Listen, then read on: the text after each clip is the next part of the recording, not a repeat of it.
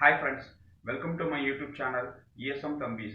இன்னைக்கு நம்ம என்ன வீடியோ பார்க்க இருக்கோம்னா நம்ம ஏடிஎம் கார்டு யூஸ் பண்றோம். அந்த ஏடிஎம் கார்டு யூஸ் பண்றதால நம்மளுக்கு ஒரு சில ரிவார்ட் பாயிண்ட்ஸ் கிடைக்கும். அதை பத்தின வீடியோ தான். வாங்க வீடியோக்குள்ள போலாம். இப்போ நம்ம எல்லார் கையிலையும் நம்ம எக்ஸர்வீஸ் மேன் மேக்ஸிமம் நம்மகிட்ட பேங்க் அக்கௌண்ட் இருக்கும். அந்த பேங்க் அக்கௌண்ட்டுக்கு ஒவ்வொரு பேங்க்குக்கும் ஒரு ஏடிஎம் கார்டு கண்டிப்பாக இஷ்யூ பண்ணியிருப்பாங்க.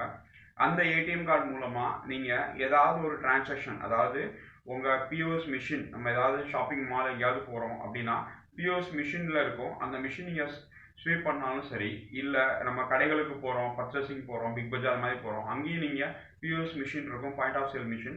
அந்த மிஷினில் நீங்கள் ஏடிஎம் கார்டை ஸ்வீப் பண்ணாலும் சரி, இல்லை ஏடிஎம் கார்டில் டைரெக்டாக போய் நீங்கள் மணி வித்ட்ரால் பண்ணாலும் சரி, இந்த மாதிரி நீங்கள் எந்த வேலையும் உங்கள் ஏடிஎம் கார்டை யூஸ் பண்ணி நீங்கள் பண்ணீங்கன்னா உங்களுக்கு அந்த ஏடிஎம் கார்டு மேலே ஒரு ரிவார்ட் பாயிண்ட்ஸ் கிடைக்கும். அது ரொம்ப பேருக்கு தெரியாமல் இருக்குது.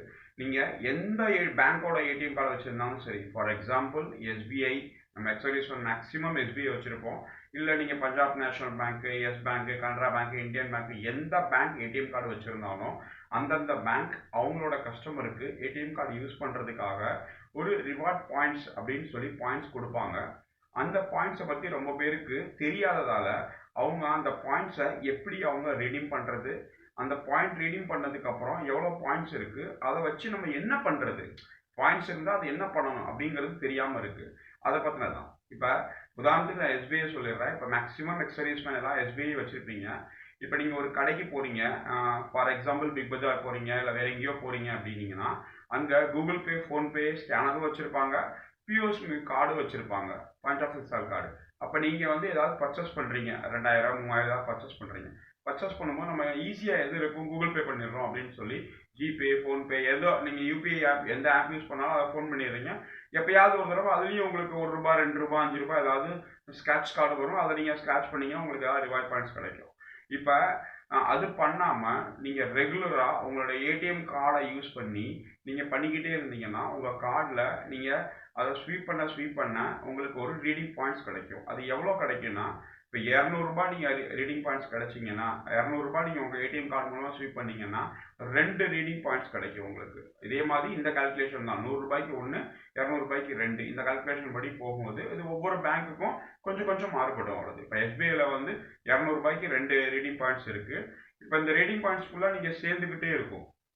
ஃபார் எக்ஸாம்பிள் இந்த இயர் எண்டிங், அதாவது மார்ச்க்குள்ளே நீங்கள் அந்த ரீடிங் பாயிண்ட் எவ்வளோ இருக்குது அப்படின்னு நீங்கள் பார்த்துட்டிங்கன்னா இந்த இயர் எண்டிங்குள்ளே அந்த ரீடிங் பாயிண்ட்டை ஃபுல்லாக நீங்கள் ரீடிங் பண்ணிடணும். அதாவது அதை காலி பண்ணிடணும். ஏன்னா அந்த இயர் தாண்டினதுக்கப்புறம் ஃப்ரெஷ்ஷாக திரும்ப புதுசாக ஆரம்பிக்கும். அப்போ நீங்கள் சேர்த்து வச்ச பாயிண்ட்ஸ்லாம் வேஸ்ட் ஆகிடும்.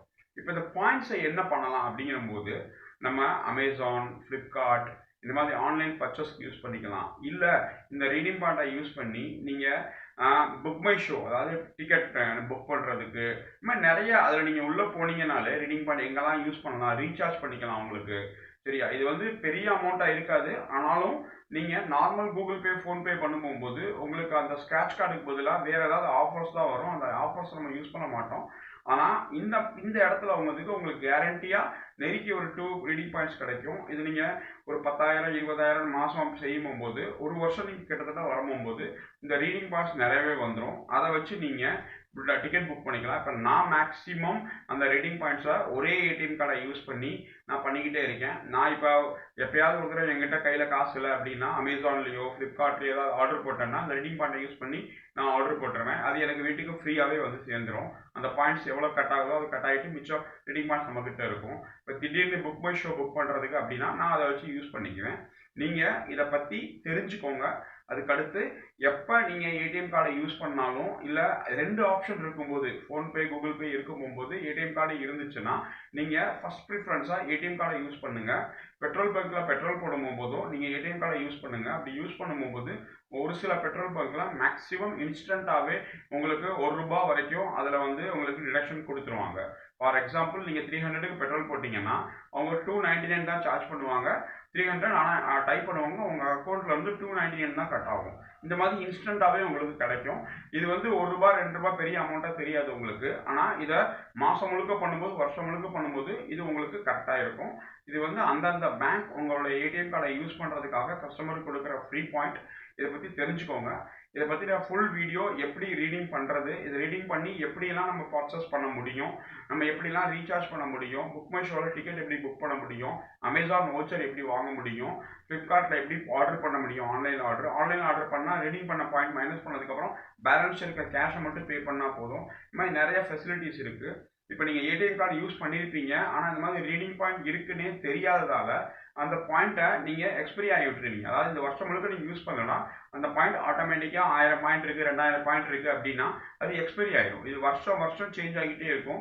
அதனால் நீங்கள் ஏடிஎம் கார்டையும் யூஸ் பண்ணுங்கள், எவ்வளோ பாயிண்ட்ஸ் இருக்குன்னு பார்த்து உங்கள் கையில் காசு இல்லாத நேரத்தில் ஒரு வருஷத்துக்குள்ளே அந்த ரீடிங் பாயிண்ட்ஸை நீங்கள் மொத்தமாக சேர்த்து வச்சு யூஸ் பண்ணி ஏதாவது வீட்டுக்கு தேவையானது, உங்களுக்கு தேவையானதை நீங்கள் வாங்கிக்கோங்க.